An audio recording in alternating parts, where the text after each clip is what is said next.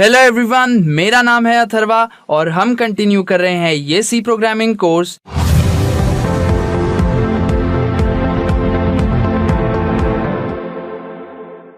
पिछले वीडियो में हमने सीखा था सी प्रोग्राम को लिखने का बेसिक तरीका, यानी कि सी प्रोग्राम के बेसिक सिंटैक्सेस।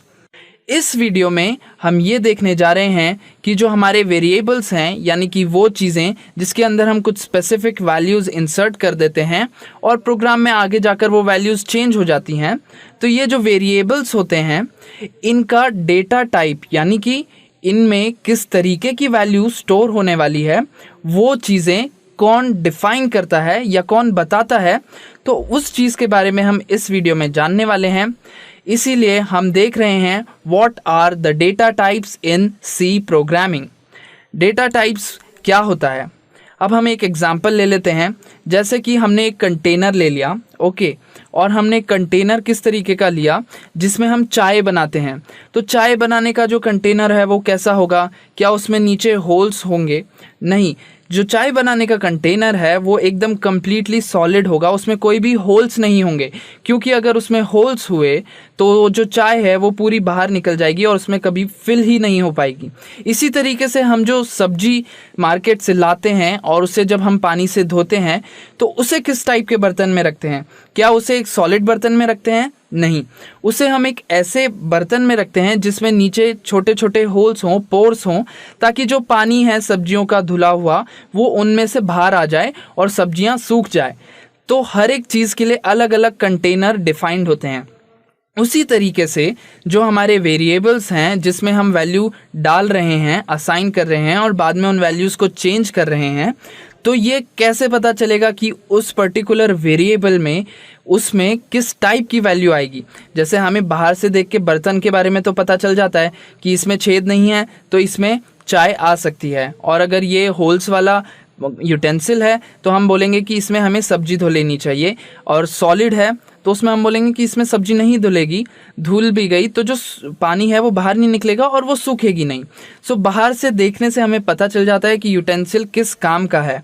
उसी तरीके से जो हमारे वेरिएबल्स होंगे उनका डेटा टाइप, यानी कि उनके अंदर किस टाइप की वैल्यू स्टोर हो रही है, वो कौन बता रहा होगा? वो हमारे डेटा टाइप्स बता रहे होंगे। जैसे कि आप यहाँ पर एग्जांपल में देख रहे होंगे, अभी तक आपको समझा होगा कि ये जो RES आपको दिख रहा है ये बेसिकली एक वेरिएबल है, और ये 5 वैल्यू जो है ये 5 हम इस RES के अंदर स्टोर कर रहे हैं। तो अब ये कौन बता रहा है कि इसके अंदर सिर्फ न्यूमेरिकल वैल्यू ही जा रही होगी, कोई ऐसी वैल्यू नहीं होगी जिसके अंदर कैरेक्टर्स हों, जिसके अंदर स्ट्रिंग हो, यानी कि एक सेंटेंस हो इंग्लिश वाला? तो ये चीज़ कौन डिफाइन कर रहा है? ये चीज़ें इंट डिफाइन कर रहा है, जो हमने वेरिएबल के आगे लिखा हुआ है INT। अब ये इंट कैसे डिफाइन करेगा, क्या बता रहा है, इसकी क्या रेंज होगी, ये सारी चीज़ें हम आगे आने वाले स्लाइड्स में डिस्कस करेंगे। तो एक डेटा टाइप क्या है? Data type specifies what type of data a variable can store, such as integer. Integer type की जो वैल्यूज़ हैं, जैसे यहाँ पर एग्जांपल में हम देख रहे हैं 5 एक इंटीजर वैल्यू है, इसीलिए उसके आगे हमने INT लिखा हुआ है, ताकि कंप्यूटर को या कंपाइलर को पता चल सके कि इसके अंदर इंटीजर वाली वैल्यू आएगी। उसके बाद फ्लोटिंग भी हो सकती है। फ्लोटिंग यानी कि होता है डेसिमल वाली वैल्यूज़, जिसमें पॉइंट के आगे भी वैल्यू हो, तो फ्लोटिंग वाली वैल्यूज़ हो गई। उसके बाद कुछ कैरेक्टर टाइप की वैल्यूज़ आ सकती हैं किसी भी वेरिएबल में। ये कैरेक्टर क्या है? कैरेक्टर हो सकता है ABC, तो ये एक सिंगल ही कैरेक्टर होता है, यानी कि इसमें कोई वर्ड नहीं होगा, कोई सेंटेंस नहीं होगा, सिर्फ एक लेटर कह सकते हैं, इंग्लिश का हो या फिर कोई भी लैंग्वेज का हो, या कोई भी स्पेशल सिंबल भी हो सकता है वो, तो उसे हम कैरेक्टर कहेंगे। तो अलग अलग टाइप की जो वैल्यूज़ हैं वो हम स्टोर कर पा रहे होते हैं। तो ये कौन डिफाइन करता है? ये हमारा डेटा टाइप डिफाइन करता है।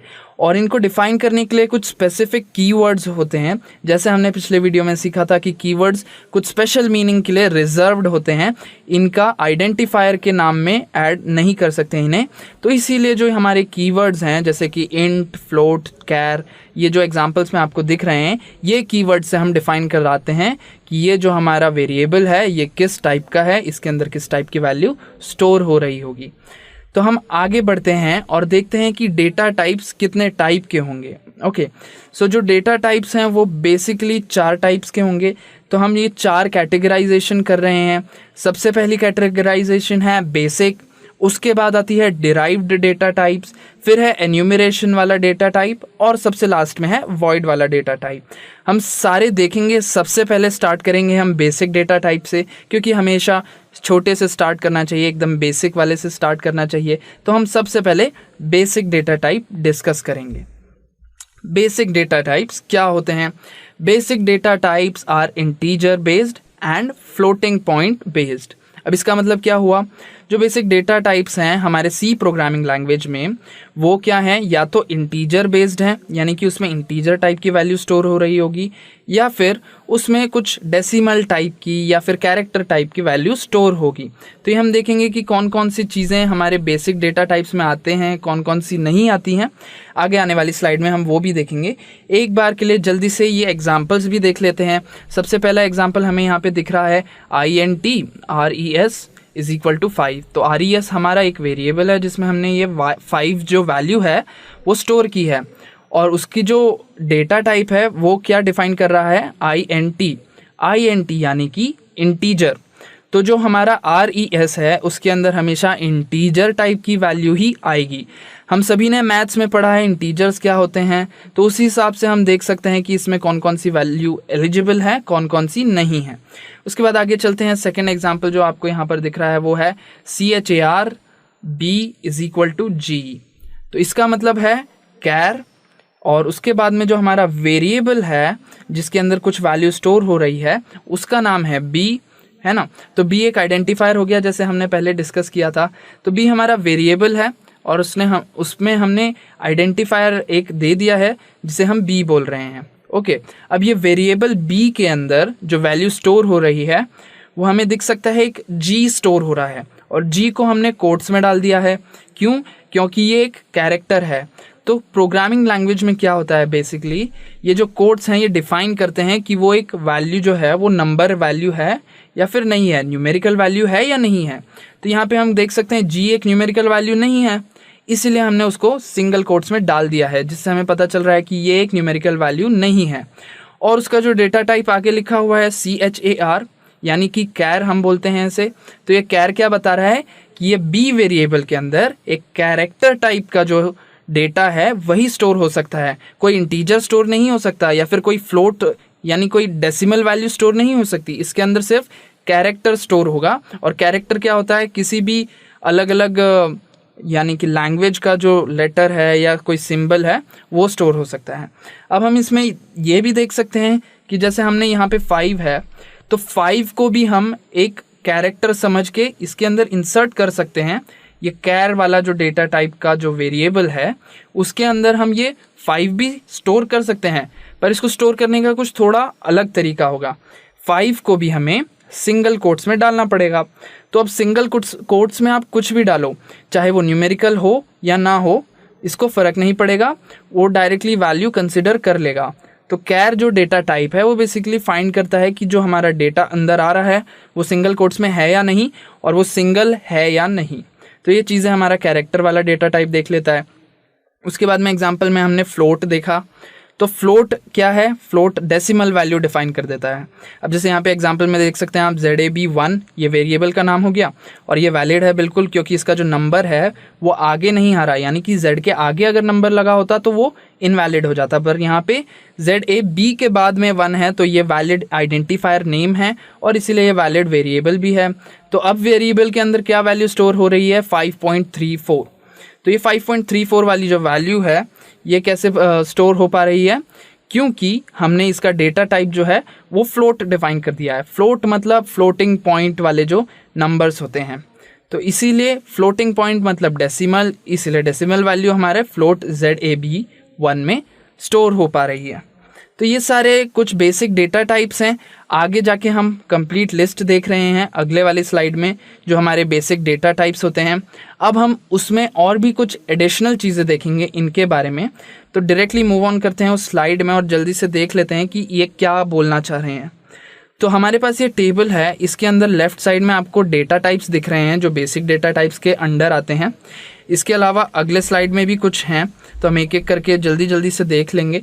तो कैर वाला जो डेटा टाइप हमने पहले देखा, तो उसमें जो मेमोरी साइज़ है, यानी कि हमारे सीपीयू के अंदर जो हार्ड डिस्क होती है उसके अंदर कितनी मेमोरी ये कंज्यूम कर रहा है। जब भी हम कोई वेरिएबल बनाएंगे या कोई ऐसी जगह बनाएंगे हमारे प्रोग्राम में जिसके अंदर कोई वैल्यू स्टोर होनी है, तो वो ऑब्वियसली हमारे कंप्यूटर में, हमारे सिस्टम में कुछ जगह घेरेगा, और वो जगह कितनी साइज़ की होगी, वो 1 बाइट साइज़ की होगी अगर उसका डेटा टाइप जो है वो कैरेक्टर है, यानी कि CHAR वाला डेटा टाइप है।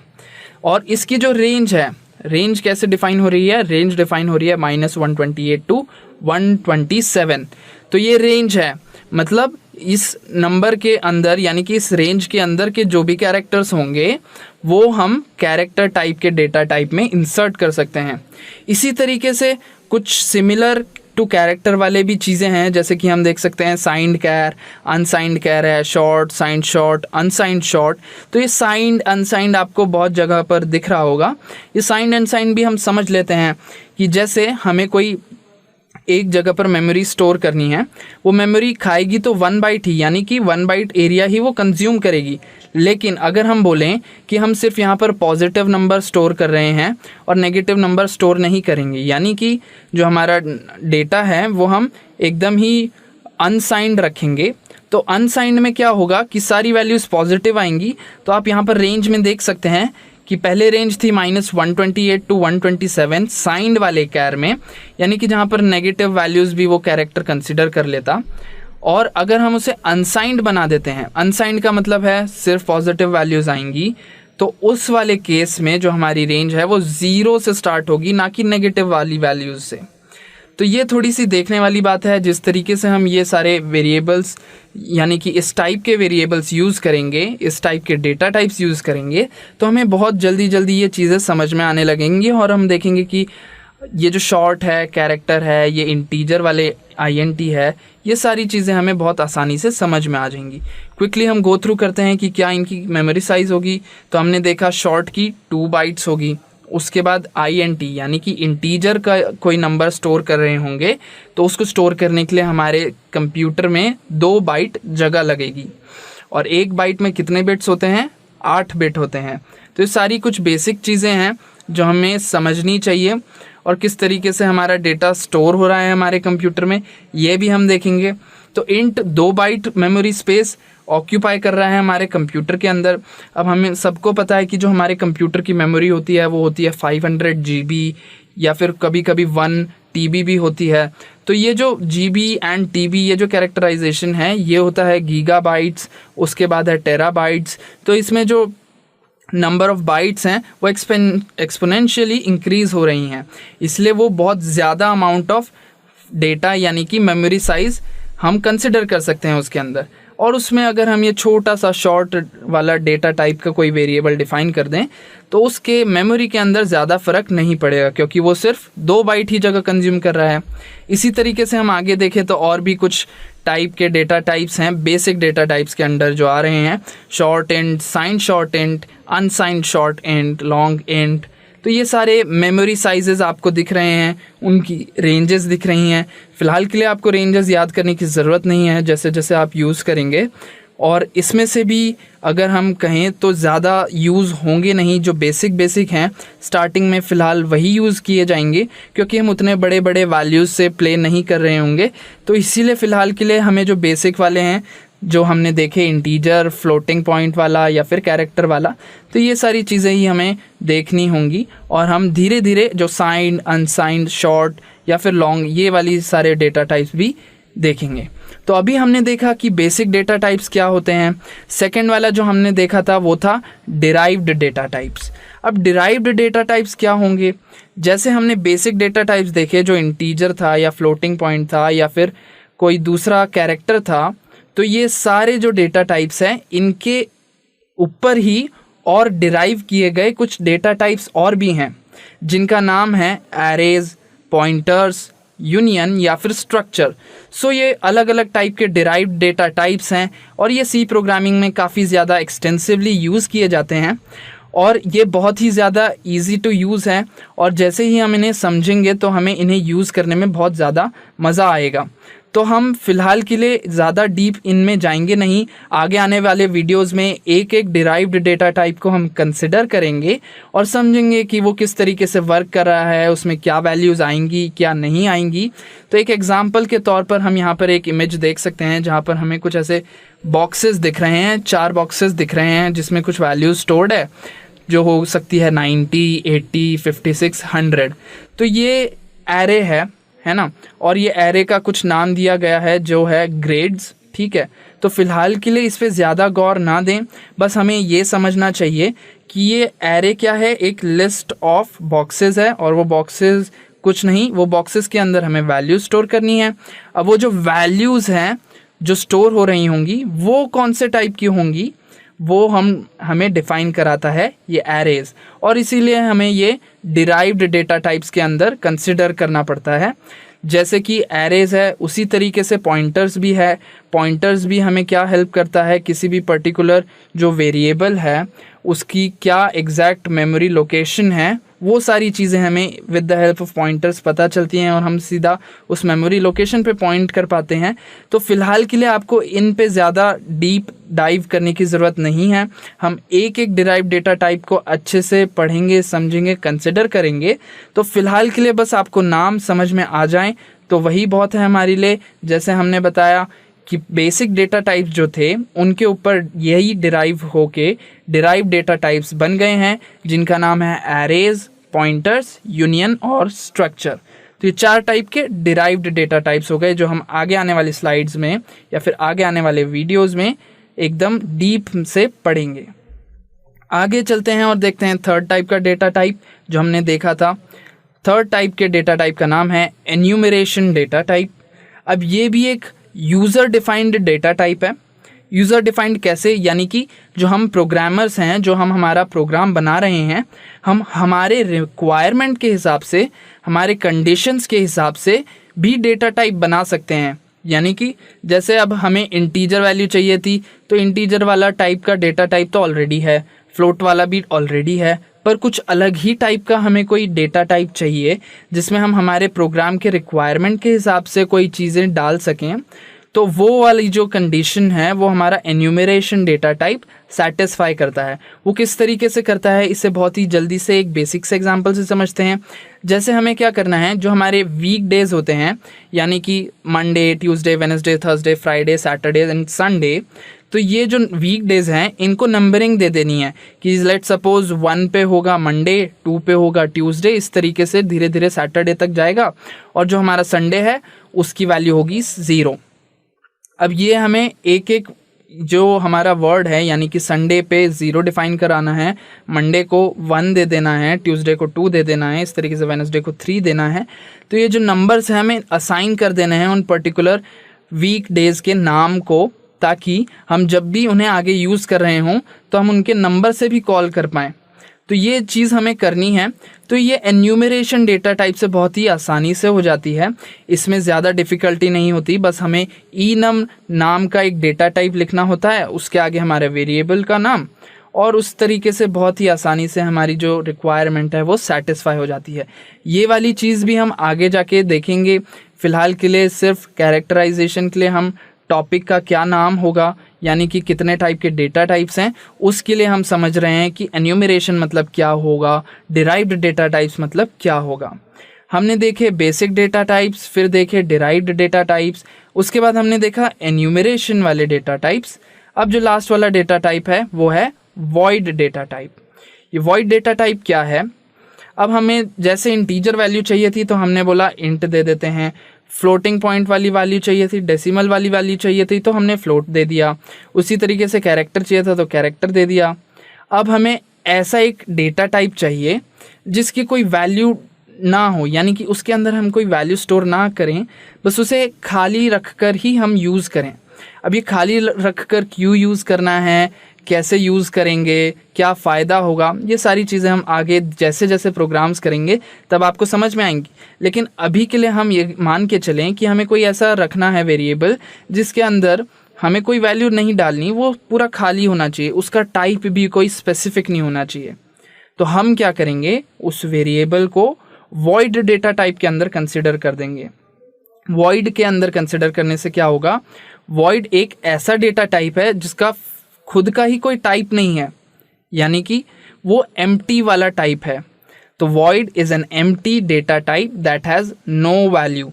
तो फिलहाल के लिए जैसे हमें कोई वेरिएबल बनाना है जिसके अंदर कोई वैल्यू हमें नहीं स्टोर करनी और वो एकदम एम्प्टी रहना चाहिए, तो उसका जो डेटा टाइप है हम वो वॉइड बना सकते हैं।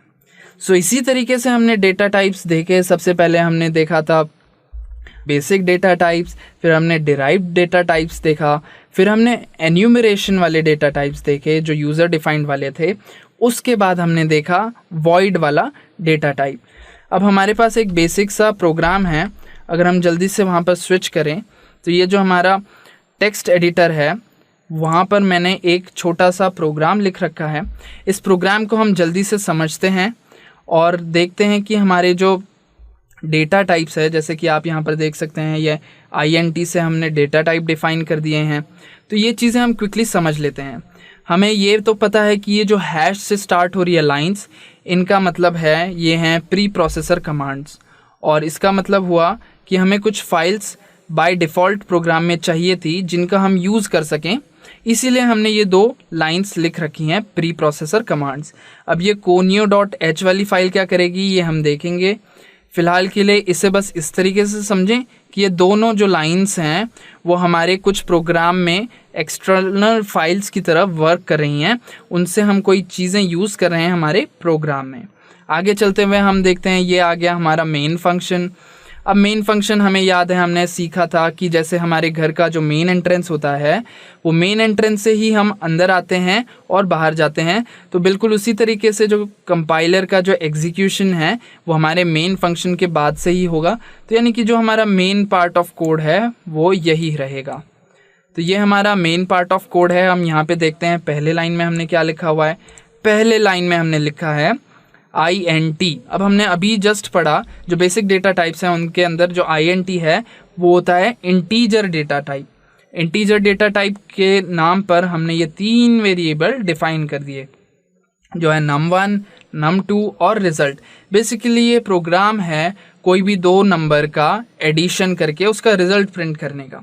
तो आप देख सकते हैं यहाँ पर एक नंबर होगा जो आएगा num1 के अंदर, दूसरा नंबर आएगा num2 के अंदर और तीसरा आएगा, यानी कि जो रिज़ल्ट आएगा दोनों को ऐड करने के बाद वो हमारा रिज़ल्ट वाला वेरिएबल है उसके अंदर आ जाएगा। तो इसीलिए तीनों का जो टाइप है वो हमने इंटीजर टाइप रखा है, क्योंकि एडिशन हम नंबर्स में ही करेंगे और ये एकदम बेसिक सा है, इसीलिए हम फिलहाल इंटीजर नंबर्स पर करेंगे। तो यहाँ पे हम देख सकते हैं कि हमने 2 जो है वो num1 के अंदर डाल दिया, 3 हमने num2 के अंदर डाल दिया। अब हम बेसिकली क्या कर रहे हैं, 2 + 3 करना चाह रहे हैं। तो हम क्या लिखेंगे प्रोग्राम में, हम लिखेंगे num1 + num2 यानी कि 2 + 3। तो जब भी हम यहाँ पर num1 कॉल करेंगे यानी कि num1 लिखेंगे तो यहाँ पर बैकग्राउंड में क्या हो रहा है, num1 की जगह पे 2 रिप्लेस हो जाएगा और यहाँ पे num2 की जगह पर 3 रिप्लेस हो जाएगा। तो जैसे ही हम ये लिख के इसको हम रिज़ल्ट वाले एक वेरिएबल के अंदर डाल रहे हैं इस तरीके से, इस लाइन से, तो क्या होगा, num1 + num2 हो जाएगा, 2 + 3 हो जाएगा और वो जो वैल्यू आ रही है यानी कि हमें तो पता है 2 + 3 5 है, तो वो 5 आ जाएगी इस रिज़ल्ट के अंदर। इस रिज़ल्ट के अंदर हमारी वैल्यू आ गई यानी कि हमारा 5 आ गया।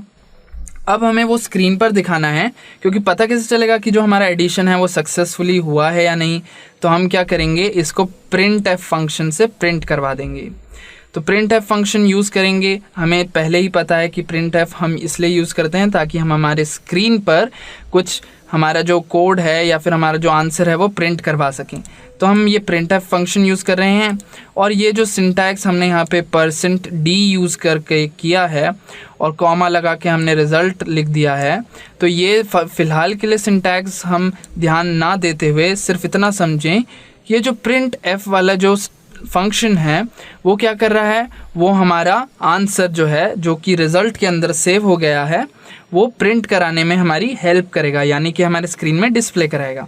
तो जल्दी से हम इसको रन करते हैं, राइट क्लिक करेंगे और रन कोड पर क्लिक करेंगे और आप यहाँ पर देख सकते हैं कि यहाँ पे 5 वैल्यू प्रिंट हो गई है, यानी कि हमने देखा यहाँ पे num1 + num2 is equal to result, यानी कि रिजल्ट के अंदर चला गया और रिजल्ट जब हमने प्रिंट कराया तो उसकी वैल्यू आ गई यहाँ पे 5। सो बिल्कुल इसी तरीके से बहुत सारे प्रोग्राम्स हम बनाएंगे और हम देखेंगे आगे किस तरीके से वेरिएबल्स यूज़ होंगे, डेटा टाइप्स यूज़ होंगे। फिलहाल के लिए एक बहुत छोटा सा एग्जांपल था जहाँ से हम देख पाएँ कि जो इंटीजर टाइप का हम डेटा टाइप बोल रहे थे वो किस तरीके